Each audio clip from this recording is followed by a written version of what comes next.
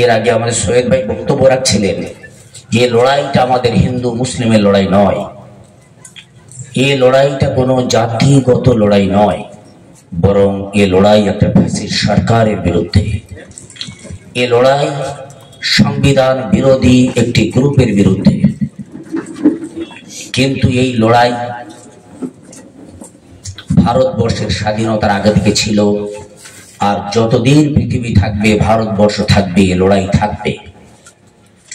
যে লড়াইটা আজকের আমরা ভারতের মোড়ে করছি, যে লড়াইটা সারা ভারতবর্ষ জুড়ে হচ্ছে, এই আন্দোলনটা যদি লোকসভা ভোটের আগে হতো তাহলে এই দিনটা আমাদের আর দেখতে হতো না। আপনারা সকলেই জানেন যে ওয়াকফ বিলের বিরুদ্ধে যে আইন প্রস্তাব করা হয়েছে, বিরোধীদের পক্ষে ছিল 288 ভোট, আর আমাদের পক্ষে ছিল 252, অর্থাৎ 36টি ভোট কম পড়েছে। সারা ভারতবর্ষে 36 জন বিরোধিতা করেছে আমাদের সংবিধানের, ভারতবর্ষের গণতন্ত্রের, ভারতবর্ষের সার্বভৌমত্বের। এর আগে আমি একটা বক্তব্যে আপনাদের বলেছিলাম যে আমরা রাস্তাঘাটে যতই চিৎকার চেল্লাচিল্লি করি না কেন, এই আওয়াজ কিন্তু পার্লামেন্ট পর্যন্ত পৌঁছাবে না। পার্লামেন্টে কারা পৌঁছাবে? আমার আপনার ভয়েস, যাদেরকে আমরা বুথ দখল করে, নিজের ভাইকে শহীদ করে, ঘর বাড়ি লুট করে, বোমাবাজি করে যাদেরকে আমরা পার্লামেন্টে পাঠালাম, সেই এমপিরা কিন্তু আমার আপনার ভয়েস, আমার আপনার কণ্ঠ সেখানে পৌঁছাবে। কিন্তু দুঃখের বিষয়, ভারতবর্ষের কয়েকটি রাজ্য যারা সংখ্যালঘুদের ভোটে ক্ষমতায় এসেছিল, সে বিহারের নীতিশ বাবু বলি, চন্দ্রবাবু নাইডু বলি, এবং পশ্চিমবঙ্গের 3 জন এমপি সেদিন কেউ সেলাই নিচ্ছিল, কেউ সিনেমার কি করছিল, শুটিং করছিল, এরা ব্যস্ত ছিল। সেদিন তারা ভুলে গেছিল যে পশ্চিমবঙ্গের মানুষ তাদের প্রতি আস্থা রেখেছিল, ভরসা রেখেছিল, তাহলে তাদের হয়ে ভোটটা আমার দেওয়া দরকার ছিল। আমরা দুঃখের সঙ্গে বলতে চাই যে ভারতবর্ষের মুসলমানরা এরা এই দেশকে ভালোবেসেছে। দেশ ভাগের পরে যারা দেশ ছেড়েছিল তারা এই দেশকে ভালোবাসেনি, কিন্তু আমাদের পূর্বপুরুষরা এই দেশকে ভালোবেসে এই দেশেই তারা ছিলেন, আছেন, এবং এই দেশকেই তারা মরবে। ফলে এই দেশে বাঁচতে গেলে, এই দেশের সংবিধানকে বাঁচাতে গেলে, গণতন্ত্র রক্ষা করতে গেলে, আজকের যেমন আমরা সমবেতভাবে এখানে আন্দোলন করছি, ভোটের আগে এই আন্দোলন কিন্তু আমাদের করতে হবে। এখনো সময় বাকি আছে। নরেন্দ্র মোদী সরকার, অমিত শাহর বিরুদ্ধে আমরা যে গালাগালি করছি, বাজে কথা বলছি, ওরাও কিন্তু ঘরের মধ্যে বসে বসে হাসে। যখন পার্লামেন্টে কোনো মিটিং হয়, যারা আমার পিছনে বসে আছেন, সামনে বসে আছেন, আপনারা খুব ভালো করে ফলো করবেন, নরেন্দ্র মোদী কিন্তু সেই বক্তব্যগুলো ভালোভাবে নিচ্ছেন না। কেউ চাওয়ালা বলে তাকে তিরস্কার করছে, কেউ বাজে কথা বলছে, কিন্তু নরেন্দ্র মোদী, অমিত শাহ চুপচাপ বসে থাকেন, কারণ তারা মানুষ। মনে রাখবে, আজ থেকে 100 বছর আগে তৈরি হয়েছিল যে দল আরএসএস নামক যে দলটি, আজ তাদের 100 বছর পূর্তি হয়ে গেছে। 100 বছর আগে তারা প্ল্যানিং করেছিল যে ভারতবর্ষকে হিন্দু রাষ্ট্রে পরিণত করা হবে, ইউনিফর্ম সিভিল কোড বা অভিন্ন দেওয়ানি আইন পাশ করা হবে। আজকের তারা সেই সুযোগ পাচ্ছে। একের পর এক তারা যে রুটিন করেছিল আজ থেকে 100 বছর আগে, আজকের তারা তাদের স্বপ্ন বাস্তবায়ন করতে তারা সফল হয়েছে। মুসলিমদের এমন কোন সংগঠন নেই, মুসলমানদের এমন কোন ধর্মীয় নেতা নেই যে সারা ভারতবর্ষের মানুষ সেই নেতাকে ফলো করবে, কিন্তু আরএসএস পেরেছে।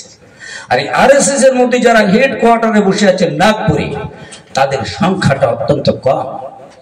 কেউ বলছেন 15%, কেউ বলছেন আরো কম, কিন্তু সেই 15% মানুষ ভারতবর্ষের দলিত, আদিবাসী, শিখ, ইসাই, মুসলিমদের এই 85% মানুষকে তারা ব্যবহার করছে। একটু আগে সৈয়দ ভাই বলে গেছেন কথার মধ্যে, খুব গুরুত্ব দিয়ে আমি বক্তব্যটা শুনছিলাম। কেবলমাত্র নারায় তকবীর দিলে তো হবে না, মানুষকে বোঝাতে হবে। এই 85% মানুষকে এই আরএসএসরা কিন্তু ভাগ করে দিয়েছে। নরেন্দ্র মোদী, অমিত শাহ একটা প্রজেক্ট দেবে, ওই চেয়ারে যে বসবে তাকে ওই রোল আদায় করতে হবে। এটা কিন্তু আপনারা মনে রাখবেন। আজকের আমরা নরেন্দ্র মোদীর দোষ দিচ্ছি, অমিত শাহের দোষ দিচ্ছি না, ওদেরকে ওই চেয়ারে বসানো হয়েছে। আপনারা ভিতরের খবরটাকে বোঝার চেষ্টা করবেন। নরেন্দ্র মোদীকে হটিয়ে অন্য কাউকে দিলে সে ওই কাজ করবে, তার কারণ ওর প্ল্যান প্রোগ্রাম তৈরি হয় নাক ঘুরে, আর যারা বসে থাকে তারা ওটাকে ফ্লাশ করে। ফলে হিন্দু দলিতদেরকে যখন তাদের ভোটের দরকার হয় তখন তারা সব হিন্দু হয়ে যায়, আর যখন মন্দিরের গল্প আসে, ব্রাহ্মণের মেয়েকে বিয়ে করার গল্প আসে, তখন তাদের মধ্যে যেটা বলছিল উচ্চ বর্ণ নিম্ন বর্ণের গল্প চলে আসে, আর্য অনার্যের গল্প চলে আসে। ফলে এখনো সময় বাকি আছে, মৌলানা সাহেব আছেন, অনেকেই কথা বলবেন। আমি দুটো তিনটে বিষয় কথা বলে শেষ করব। সেটা হলো আমাদেরকে ঐক্যবদ্ধ হতে হবে। শুধু মুসলমানদের ঐক্যবদ্ধ হলে হবে না, প্রতিবেশী হিন্দু সম্প্রদায়, জৈন, খ্রিস্টানদেরকে বোঝানোর চেষ্টা করুন এ লড়াই আপনার আমার সঙ্গে নয়, এ লড়াই ওই ফ্যাসিস্ট সরকারের বিরুদ্ধে। যে সরকারের ক্ষমতায় আসার আগে যে সরকার আমাদেরকে ললিপপ দেখিয়েছিল, अच्छे दिन आने वाला है, सबका साथ सबका विकास, हर इंडियन के अकाउंट के अंदर 15 लाख रुपया आएगा। প্রতিবেশী হিন্দু ভাইকে জিজ্ঞাসা করুন, এই দীর্ঘ 3 টার্মে 15 লাখ টাকা এসেছে? 15,000ও কি এসেছে? পেট্রোল ডিজেলের দাম কি কমেছে? দ্রব্য মূল্যের দাম কি কমেছে? চলো আমরা মুসলমান, আমাদের জন্য হলো না, গোপনে আপনাদের জন্য কি হয়েছে? কিন্তু তারা না বলবে। তাহলে বোঝানোর চেষ্টা করুন, এই ফ্যাসিস্ট সরকার, আদানি আম্বানি সরকার ভারতবর্ষকে যেমন ব্রিটিশ বিনিয়ারা লুট করে নিয়ে চলে গেছিল, ঠিক আদানি আম্বানিরা, ললিত মোদী, নীরব মোদীরা কোটি কোটি টাকা লুট করে বিদেশের ব্যাংকে জমা করে ভারত ছেড়ে তারা পালিয়ে গেছে। ফলে প্রতিবেশী হিন্দু ভাইকে যখন বোঝাতে সক্ষম হবে যে হ্যাঁ এই ফ্যাসিস্ট সরকার আমাদের নয়। 3 টার্ম আগে লন্ডনের 1 টাকা ছিল আমাদের দেশের 80 টাকা, আজকের ইংল্যান্ডের 1 টাকা আর আমাদের দেশের 112 টাকা। ভেবে দেখুন, প্রায় 32 টাকা আমাদের দেশ ডাউন হয়ে গেছে। যারা এখানে বসে আছেন জানেন, যারা অর্থনীতিকে বোঝেন, যে ভারতবর্ষ অর্থনীতি ধ্বংস হয়ে গেছে। ফলে এই লড়াই হিন্দু মুসলিমের লড়াই নয়, এই লড়াই আমাদের ফ্যাসিস্ট সরকারের বিরুদ্ধে। এরা দেশ থেকে লুট করে নিয়ে চলে যাচ্ছে। সম্মানীয় গুণীজন, এই যে অকপ সম্পত্তি, অকপ বা ইউজার, এগুলো বুঝতে হবে আপনাকে। আমরা যারা দেবত্ব সম্পত্তি দান করছি হিন্দু ভাইরা, কোটি কোটি বিঘা সম্পত্তি রয়েছে, তাদের কোটি কোটি টাকার সম্পদ রয়েছে, সেখানে নরেন্দ্র মোদী হস্তক্ষেপ করছে না। ইসাইদের চার্চে লক্ষ লক্ষ বিঘা সম্পত্তি আছে, শিখ ভাইদেরও আছে, সেখানে নরেন্দ্র মোদী সরকার কিন্তু হস্তক্ষেপ করছে না, হস্তক্ষেপ করেছে মুসলমানদের অকাপ সম্পত্তিতে। সেখানে অনেকগুলো দাবি তারা রেখেছে যে প্রত্যেক কমিটিতে 2 জন করে হিন্দু প্রতিনিধি রাখা হবে। আমরা দৃঢ়ভাবে সেটাকে প্রত্যাখ্যান করতে দাবি করেছি যে যখন হিন্দুদের মন্দিরে দেবত্ব সম্পত্তিতে সেই কমিটিতে হিন্দু থাকবে না, খ্রিস্টানদের সম্পত্তিতে হিন্দু থাকবে না, তাহলে মুসলমানদের অকপ সম্পত্তিতে অকপ বলে কেন হিন্দুদেরকে রাখা হবে? আমাদের সম্পত্তি আমাদের পূর্বপুরুষরা মন্দির, মসজিদ, খানকা, মাদ্রাসা, ঈদগার জন্য তারা দিয়ে গেছে। এই জায়গাটা আমাদের মূল বিরোধ, যে আমাদের সম্পত্তিতে আপনাদের হস্তক্ষেপ আমরা বরদাস্ত করব না। এই লড়াইটা তারা বুঝে নিয়েছে। কখনো তালাক বিল, কখনো 370 ধারা, বাবরি মসজিদ, আবার আজকের অকপ বিল।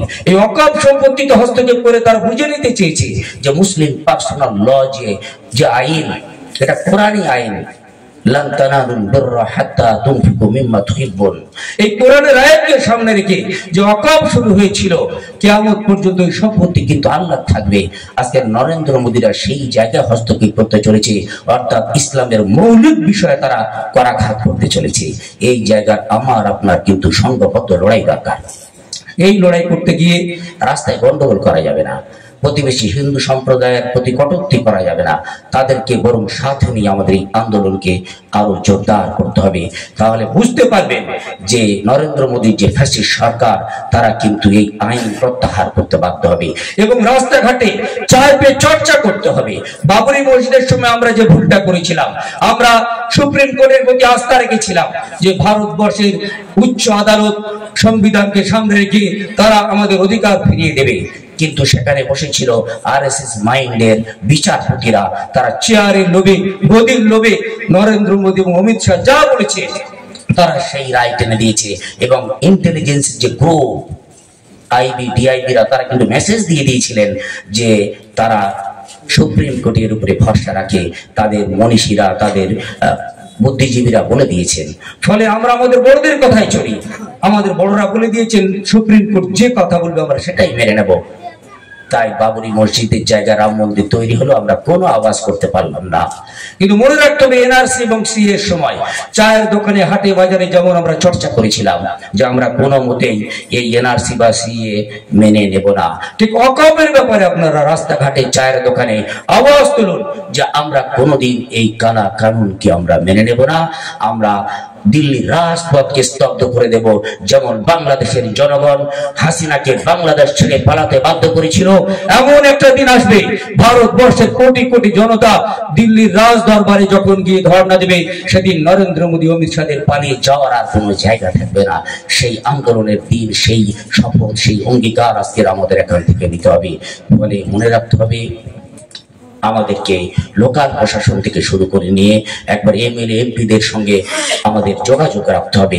আমাদের মেসেজ তারা পার্লামেন্টে গিয়ে পৌঁছাবে এবং এলাকার আইবি ডিআইবিরাও এই মেসেজ কিন্তু পৌঁছাবে যে ভারতবর্ষের জনগণ এটা মেনে নিচ্ছে না। আপনারা তো দেখেছেন অ্যাডভোকেট থেকে শুরু করে প্রত্যেক ডিপার্টমেন্টের লোক, পুলিশ প্রশাসন থেকে শুরু করে তারা কিন্তু সকলেই এর বিরোধিতা করছে। একটা শ্রেণী কিন্তু কেবলমাত্র তারা পার্লামেন্টে এই আইনকে নিয়ে তারা মাতামাতি করছে, ওটাই তাদের এজেন্ডা। আরএসএস এর মূল এজেন্ডা মুসলিম বিরোধী কাজকর্ম। আর একটা কথা মনে রাখতে হবে, আজকে যারা আরএসএস আমরা বলছি এরা প্রকৃত কিন্তু হিন্দু নয়। এটা কিন্তু মনে রাখতে হবে। ইতিহাস যারা আপনারা পড়েছেন এরা হলো ইহুদিদের একটা গ্রুপ। এই ইহুদিদের একটা গ্রুপ, এরা আর্য হিসেবে ভারতবর্ষে প্রবেশ করেছিল। এরা ইউরেশিয়ান ব্রাহ্মণ, এরা ভারতবর্ষের দলিত আদিবাসীদেরকে ভোট ব্যাংকের জন্য, সংখ্যা গরিষ্ঠতার জন্য এরা ব্যবহার করেছে। এরা হলো সেই মুসা আলাইহিস সালামের যুগের সামেরির বংশধরেরা, যারা গরু পূজাকে প্রাধান্য দিয়েছিল। মুসা আলাইহিস সালাম যখন তুর পাহাড়ে গেছিলেন, সামেরি তখন গরু পূজা করেছিল। ইতিহাস যারা নাম ওয়াজ করতে আসেনি, সেই ইহুদিদের একটা গ্রুপ ভারতবর্ষে যারা গরু পূজা করে। মন আক্তার সাহেব বলছিল এরা গোবর খায়, এরা গরুর মুখ পান করে। কেন? এরা গরুকে দেবতা বলে মানে। এরা কিন্তু আমাদের দেশীয় পদ বা হিন্দু নয়, এরা সেই ইহুদিদের একটা গ্রুপ যারা আব্রাহাম থেকে নিজেদেরকে ব্রাহ্মণ বলে বা আজর থেকে নিজেদেরকে আর্য বলে। অতএব আমাদের প্রতিবেশী যারা দলিত আদিবাসী হিন্দু আছে তাদেরকে বোঝাতে হবে যে ওরা আপনাদের ভোট ব্যাংকে ব্যবহার করে। আমরা সেই আদিবাসী মুসলমান, আমরা কনভার্টেড মুসলিম। যখন মন্দিরে মসজিদে প্রবেশ করতে দিচ্ছ না, আমরা সেটা কনভার্ট হয়ে আমরা মুসলমান হয়েছি, কেউ বুদ্ধিস্ট হয়েছে। ফলে এদেরকে সাথে নিন আর শান্তিপূর্ণ আন্দোলন করুন। আবার চলেছেন, রক্ত দিয়েছেন, আবারও কিছু মানুষের রক্ত চাচ্ছে এই দেশ। আবার দ্বিতীয় স্বাধীনতার লড়াই, স্বাধীনতার আন্দোলন অমিত শাহ, নরেন্দ্র মোদী এবং আরএসএস এর বিরুদ্ধে হবে। আবার দেখা যাবে ভারতবর্ষে আবার নতুন সূর্য উদয় হবে।